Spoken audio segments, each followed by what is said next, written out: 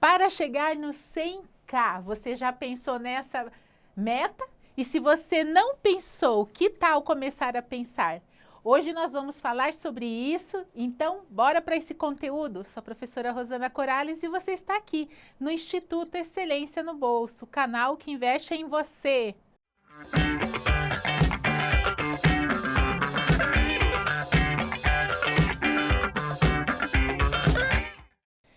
Tá chegando aqui de paraquedas, chegou aquela hora maravilhosa de se inscrever no canal e ativar o sininho das notificações, beleza? Bora lá! Muita gente pensa de chegar lá no milhão, para dizer a verdade. E a gente já sabe, aqueles que já iniciaram nessa caminhada, que o mais importante é você ter uma meta. Quando a meta é muito grande, você pensa, será que eu vou dar conta? Será que eu chego naquele milhão? Então, você diminui a meta, você faz uma meta menor, né? Então, assim fica fracionada a meta. Então, a gente, com essa ideia, nós pensamos no 100K, que para muita gente também, como já foi o meu caso, a gente fala, nossa, temos muito que caminhar. Então, como que vamos traçar essa meta? Primeira coisa, sempre vai ser o objetivo. Porque é o objetivo que vai te dar aquele gás e relembrar o porquê que você está buscando aquilo. Não é só o dinheiro, é o que você quer com o dinheiro. Então, pode ser o carro, pode ser a casa, pode ser tudo isso mais a sua aposentadoria. Então, a primeira coisa do seu objetivo é dar nome a ele. Então, o meu objetivo é, certo? Assim fica mais fácil de você, uma vez colocado, você chegar nela com mais tranquilidade. E você vai relembrando, nossa, eu estou chegando lá, falta só mais esse pouquinho. A outra coisa também que vale muito a pena é você colocar o quando, né? Para que ano que você quer aquilo. Aquilo também te dá mais gás, faz você pensar melhor e reavaliar o seu caminhar, perfeito? Então, primeiro objetivo, a primeira meta. O segundo, que é o ponto mais importante, que eu vejo para mim, existe um ditado que todos começam, mas nem todos chegam no final. Então, assim, é a coisa mais importante dar o primeiro passo, assistir um vídeo é o mais importante, ter conhecimento, mas não é tudo. Então, a disciplina é o que vai fazer com que você galgue cada caminhada dessa sua trajetória. Primeiro, pensando na sua renda, às vezes você vai ver que você gostaria de ter mais dinheiro para fazer aquele investimento, seja ele qual for. Então, mas eu quero lembrar que não importa o quanto que você tem hoje para começar esse seu investimento e essa sua trajetória se você ainda não começou.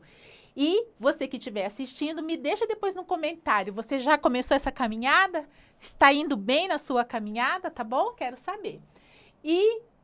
Mas o importante é iniciar hoje. Então, quando você se dá conta que o melhor momento é o momento atual que você está, você não perde mais tempo. Aí você já vai lá e já vê a sua situação para colocar. Como eu falei lá no início, metas parciais. Então, se você tiver a ideia de que você precisa de 1 milhão, possa ser que não. Tem gente com 500 mil investido, diante da qualidade de vida que ela tem, ela vai ter uma renda passiva razoável para ela viver, mais a aposentadoria que ela já tem. Pode ser. Então, para cada um vai diferir essa meta, tá bom? Mas o mais importante para ela é você fracionar. Então, se você tem uma meta grande, seja ela de 100K, de 1 milhão, você vai fracionar ela. E o melhor de tudo é que nessa hora, quanto menor forem as suas metas e quando você chega e alcança elas, é a hora da comemoração. Tem muita gente que fala na educação financeira assim, eu não gosto de falar de planejamento, porque falou de planejamento, já pensa assim, eu vou ter que cortar o dinheiro dali, vou ter que reavaliar uma assinatura aqui, vou ter que fazer... Não!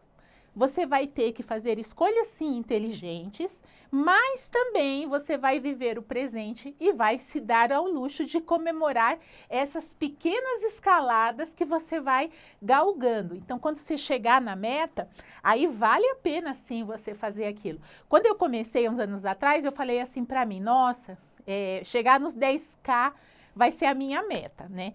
E aí, quando eu cheguei lá, eu falei, o que que eu vou fazer de diferente? Eu não tinha uma coisa assim planejada, mas eu falei, vou num restaurante bacana, vou comprar um vinho gostoso, vai ser uma coisa assim. Então, assim, você poder comemorar quando você bate as suas metas é uma coisa bacana. Com você e com os seus, enfim, tá bom? Olha só, esse é a parte que eu queria deixar para você. Pensando nos meus 100K. Então, a gente vai falar com o Tesouro. A gente tem essa maravilhosa momento da economia, onde as taxas estão maravilhosas, incluindo o Tesouro Selic. Então, veja só.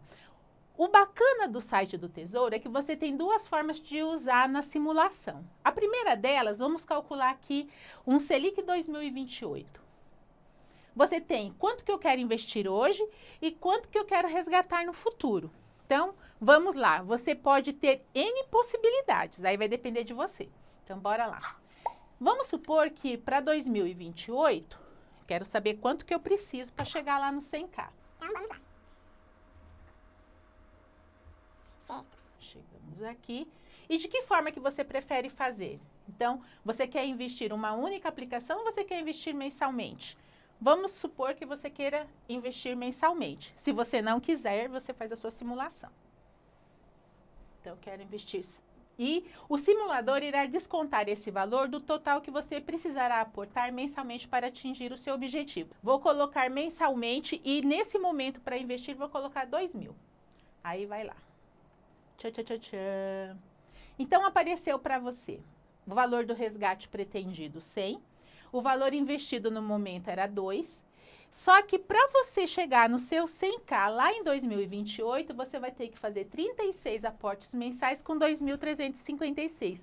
Ah, Rosana, 2.356 vai ficar puxado para mim, né?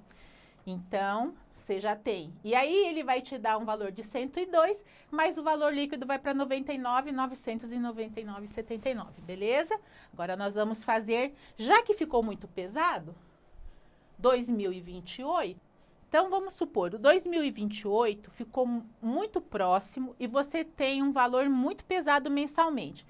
Você tem a segunda possibilidade, qual é? Tesouro Selic 2031. Então, bora para lá. Vamos fazer da mesma forma.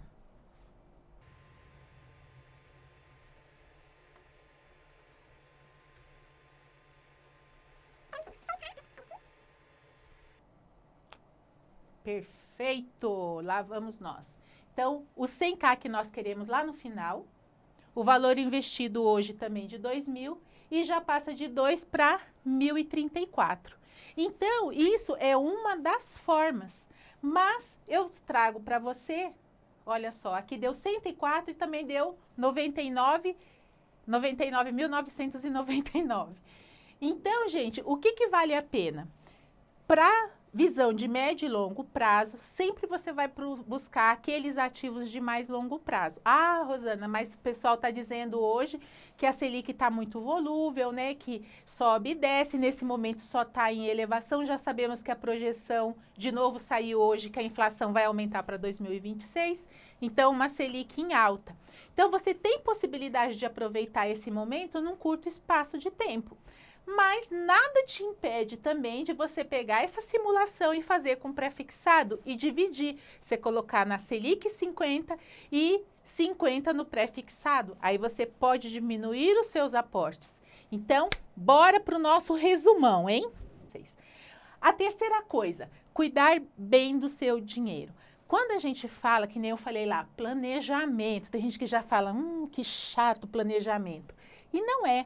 Dentro de um bom planejamento, você vai colocar, inclusive, momentos de comemoração, momentos de saída, de férias, coisas gostosas que você faz, mas que não faz...